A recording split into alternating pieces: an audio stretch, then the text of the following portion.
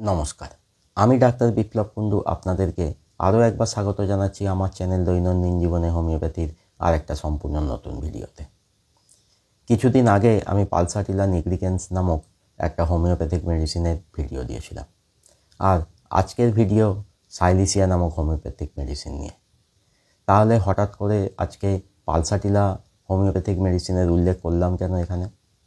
আসলে যে সমস্ত রুগী পালসাটিলা খাচ্ছে এবং পালসাটিলা খেয়ে অনেকটা ভালো আছে কিন্তু পুরোপুরি সুস্থ হতে পারছে না, সেই সমস্ত রুগীর পালসাটিলার অসম্পূর্ণ কাজ সম্পূর্ণ করে দুটো মেডিসিন। তার মধ্যে একটা হলো সাইলিসিয়া, আর একটা মেডিসিন নিয়ে খুব তাড়াতাড়ি ভিডিও আসবে। তাহলে সাইলিসিয়া প্রধানত ব্যবহার করা হচ্ছে পালসাটিলার অসম্পন্ন কাজ সম্পন্ন করার জন্য। এছাড়াও সাইলিসিয়া কিন্তু বিভিন্ন ক্ষেত্রে ব্যবহার করা হয়। এমন কিছু জায়গা আছে যেখানে সাইলিসিয়া একমাত্র এবং প্রধান ওষুধ হিসাবে ব্যবহার হয়। তাহলে আসুন ভিডিওটা একটু স্কিপ না করে দেখতে থাকুন। আজকের ভিডিওতে প্রথমেই বলবো সাইলিসিয়া কাদের জন্য বেশি উপযোগী। যাদের সঠিক পুষ্টির অভাব আছে অথচ তাদের কিন্তু খাবারের পরিমাণ বা গুণমানের কোনো অভাব নেই, তাদের অভাব খাবারের সঠিক পরিপাকে, সেই কারণে তাদের পুষ্টির অভাব হয়। এছাড়া যে সমস্ত ছোট বাচ্চাদের মাথাটা বড় হয়ে থাকে, মাথার হাড়ের সমস্ত সংযুক্তকরণ ঠিকমতো হয় না, যাদের পেটটা ফুলে থাকে, অল্পতেই ঠান্ডা লেগে গ্ল্যান্ড ফুলে যায়, তাদের ক্ষেত্রে সাইলিসিয়া খুব উপযোগী ভূমিকা গ্রহণ করে। যেহেতু সাইলিসিয়াও একটা পলিক্রেস্ট মেডিসিন, অর্থাৎ সাইলিসিয়ার ব্যবহারও শরীরের বিভিন্ন অঙ্গের বিভিন্ন সমস্যায় করা হয়ে থাকে, তাই সাইলিসিয়ার ক্ষেত্রেও আমি আগে বলবো এর চারিত্রিক লক্ষণ বা ক্যারেক্টারিস্টিক সিমটমসগুলোর কথা। প্রথম ক্যারেক্টারিস্টিক, শরীরে শীতবোধ খুব বেশি, হাত পায়ের তালু হয় ঠান্ডা, হাত পায়ের তালু ঘামে ভিজে ভিজে থাকে। এখানে একটা কথা লক্ষ্য করুন, আমি বললাম যে পালসাটিলার অসম্পূর্ণ কাজ সাইলিসিয়া সম্পূর্ণ করে, তাহলে পালসাটিলার শরীরে তো গরম বোধ বেশি আর সাইলিসিয়ার শরীরে শীতবোধ, তাহলে পালসাটিলার পরে কি করে সাইলিসিয়া খাওয়া যাবে? আসলে কোনো রুগী যখন পালসাটিলা খায় এবং খাওয়ার ফলে তার শরীরের গরম বোধ পরিবর্তন হয়ে শীতবোধে পরিণত হয়, তখনই সাইলিসিয়া তাকে খেতে হতে পারে। সেই কারণেই আমি প্রতিটা মেডিসিনের যখন পার্টিকুলার সিমটমস বা বিশেষ লক্ষণগুলোর কথা বলি, তখন দেখবেন আমি যে রিপিটেশনের কথা বলি সেখানে আমি বলে থাকি যে যদি রুগীর চারিত্রিক লক্ষণ বা ক্যারেক্টারিস্টিক সিমটমসগুলো এক থাকে তবেই সেই ওষুধটা রিপিট করা যেতে পারে। আশা করি বুঝতে পেরেছেন ব্যাপারটা। পরের ক্যারেক্টারিস্টিক, সাইলিসিয়া রুগীরা ভিতর থেকে ঠান্ডা চায় আর বাইরে থেকে গরম, অর্থাৎ শরীরের ভিতরের কোনো কষ্ট ঠান্ডায় আরাম হয় আর বাইরের কষ্টগুলো আরাম হয় গরমে। পরের ক্যারেক্টারিস্টিক, ঘাম। শরীরে ঘাম হয় প্রচুর, বিশেষ করে মাথা ও হাত পায়ের তালুতে। ঘুমের মধ্যে মাথা প্রচুর ঘেমে যায় আর ঘামে থাকে অসহ্য তীব্র দুর্গন্ধ।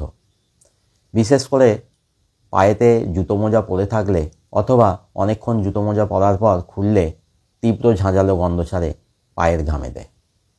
পরের ক্যারেক্টারিস্টিক, খিদে থাকে প্রচুর কিন্তু কোনো খাবারই পছন্দ হয় না। পরের ক্যারেক্টারিস্টিক, সাইলিসিয়া রোগীরা ঠান্ডা খাবার খেতে পছন্দ করে, কোল্ড ড্রিঙ্কস, আইসক্রিম এগুলো খুবই পছন্দের। বাচ্চারা ব্রেস্ট মিল্ক খেতে চায় না, ব্রেস্ট মিল্ক খাবার সঙ্গে সঙ্গে বমি হয়ে যায়। পরের ক্যারেক্টারিস্টিক, জিভ হয় চকচকে মসৃণ, জল তেষ্টা থাকে প্রচুর। পরের ক্যারেক্টারিস্টিক, পায়খানা। কোষ্ঠকাঠিন্যর ধার থাকে, পায়খানা হয় খুবই শক্ত, পায়খানা করার সময় মলদ্বার থেকে খানিকটা পায়খানা বেরিয়ে এসে হয় আর বাকিটা মলদ্বারের ভিতরে আবার ঢুকে যায়, কিছুতেই পরিষ্কার পায়খানা হয় না। পরের ক্যারেক্টারিস্টিক, মানসিক লক্ষণ। খুব বেশি জেদ হয় সাইলিসিয়া রোগীদের, করবো তো করবই, করবো না তো কেউ করাতে পারবে না। সবসময় একটা ভয় আশঙ্কার মধ্যে থাকে, খুব সেন্সিটিভ প্রকৃতির হয়, তাই একটুতেই কেঁদে ফেলে, আদর খেতে পছন্দ করে। পরের ক্যারেক্টারিস্টিক, ঘুম। নির্বিঘ্নে ঘুমাতে পারে না, বারবার ঘুম ভেঙে যায়, রাত্রে ঘুমের মধ্যে উঠে চলাফেরা করে, আবার শুয়ে ঘুমিয়ে পড়ে। পরের ক্যারেক্টারিস্টিক, মহিলাদের মাসিকের সময় এবং মাসিকের আগে কোষ্ঠকাঠিন্যের সমস্যা হয়। মাসিক পিছিয়ে পিছিয়ে হয় আর হয়ও খুব অল্প পরিমাণে। পরের ক্যারেক্টারিস্টিক, শরীরের সমস্ত ক্ষরণগুলো হয় দুর্গন্ধযুক্ত আর যেখান থেকে বেরোয় সেই জায়গাটা হেজে যায়। পরের ক্যারেক্টারিস্টিক, শরীরের যে কোনো জায়গায় কেটে গেলে বা ঘা হলে সহজেই পেকে যায়, পুঁজ তৈরি হয় আর পুঁজ যখন তৈরি হয় তার পরিমাণ হয় খুব বেশি। পরের ক্যারেক্টারিস্টিক, কষ্টগুলো শুরু হয় অনেকক্ষণ ধরে কোনো কারণে পা ভিজে থাকলে বা পায়ের ঘাম ঠিক মতো না বেরোতে পারলে। শরীরের কষ্টগুলো বৃদ্ধি পায় ঠান্ডায়, ঠান্ডার মধ্যে মাথার ঢাকা খুলে ফেললে, শুয়ে থাকলে, অমাবস্যার সময়। শরীরের ভিতরের কষ্টগুলো বৃদ্ধি পায় গরমে আর শরীরের বাইরের কষ্টগুলো বৃদ্ধি পায় ঠান্ডায়। পরের ক্যারেক্টারিস্টিক, ভ্যাকসিন নেয়ার পর তার কোনো খারাপ প্রভাব পড়লে সাইলিসিয়া খুবই উপযোগী। এবার বলবো সাইলিসিয়া ওষুধটির কিছু পার্টিকুলার সিমটমস বা বিশেষ লক্ষণের কথা। এমন কিছু কিছু জায়গা আছে যেখানে সাইলিসিয়া একমাত্র ও প্রথম মেডিসিন হিসাবে ব্যবহার হয়। প্রথম পার্টিকুলার সিমটমস, আমার একটাই মাত্র শর্ট ভিডিও আছে চ্যানেলে, সেটা হলো মাছের কাঁটা। হ্যাঁ, মাছ খেতে গিয়ে গলায় যদি মাছের কাঁটা ফোটে এবং তার জন্য যে ব্যথা বা খিচখিচে ভাব থাকে সেটা কমাতে খেতে হবে সাইলিসিয়া 30 2টি ডোজ 1 ফোঁটা করে 1 ঘন্টা ছাড়া। এছাড়া শরীরের যে কোনো জায়গায় এই ধরনের কোনো ধারালো ছোট বস্তু ফুঁকলেও আপনারা সাইলিসিয়া 30 খেতে পারেন।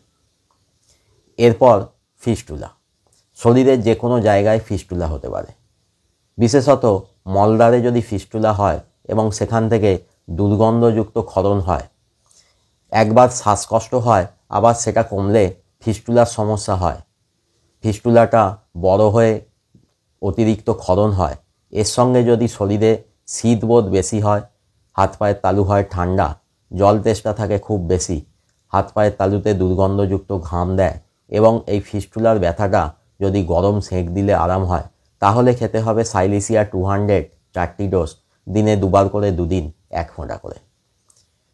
2 থেকে 4 সপ্তাহ ছাড়া রিপিটেশনের প্রয়োজন হতে পারে যদি রোগীর চারিত্রিক লক্ষণগুলো একই রকম থাকে। এরপর হাত পায়ের নখের সমস্যা, নখকুনি বা নখের ফাঙ্গাল ইনফেকশনের এক অব্যর্থ ওষুধ এই সাইলিসিয়া। সহজেই নখকুনি বা ফাঙ্গাল ইনফেকশনের জন্য জায়গাটাতে পুঁজ তৈরি হয় এবং গরম সেঁক দিলে আরাম হয়।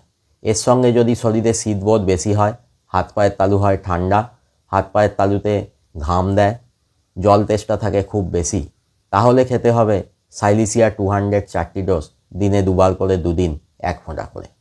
কানের সমস্যা, সিএসওএম বা ক্রনিক সাপুরেটিভ অটাইটিস মিডিয়া, কান থেকে কখনো জলের মতো পদার্থ আবার কখনো কখনো দুর্গন্ধযুক্ত পুঁজের মতো পদার্থ যদি বেরিয়ে আসে, সঙ্গে শরীরে শীতবোধ বেশি, জল তেষ্টা খুব বেশি, হাত পায়ের তালু ঠান্ডা, পায়ের তালুতে দুর্গন্ধযুক্ত ঘাম, পায়খানা শক্ত হলে খেতে হবে সাইলিসিয়া 200 4টি ডোজ, দিনে 2 বার করে 2 দিন 1 ফোঁটা করে। এক্ষেত্রেও 2 বা 4 সপ্তাহ ছাড়া রিপিটেশনের প্রয়োজন।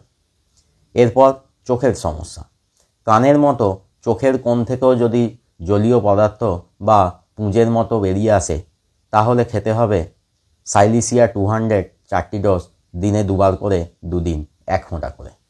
এক্ষেত্রেও 2 বা 4 সপ্তাহ ছাড়া ছাড়া রিপিটেশনের প্রয়োজন যদি সাইলিসিয়ার ক্যারেক্টারিস্টিক সিমটমসগুলো একই থাকে। এরপর কোষ্ঠকাঠিন্যের সমস্যা, পায়খানা খুব শক্ত হয়, মলদ্বার থেকে কিছুটা পায়খানা বেরিয়ে আসে আর বাকিটা আবার মলদ্বারের ভেতরে ঢুকে যায়, সঙ্গে অ্যানাল ফিস্টুলা থাকতে পারে। শরীরে যদি শীতবোধ খুব বেশি হয়, জল তেষ্টা থাকে খুব বেশি, হাত পায়ের তালু হয় ঠান্ডা এবং যদি পায়ের তালুতে দুর্গন্ধযুক্ত ঘাম হয়, তাহলেও খেতে হবে সাইলিসিয়া 200 4টি ডোজ, দিনে 2 বার করে 2 দিন। এক্ষেত্রেও 2 বা 4 সপ্তাহ ছাড়া রিপিটেশনের প্রয়োজন।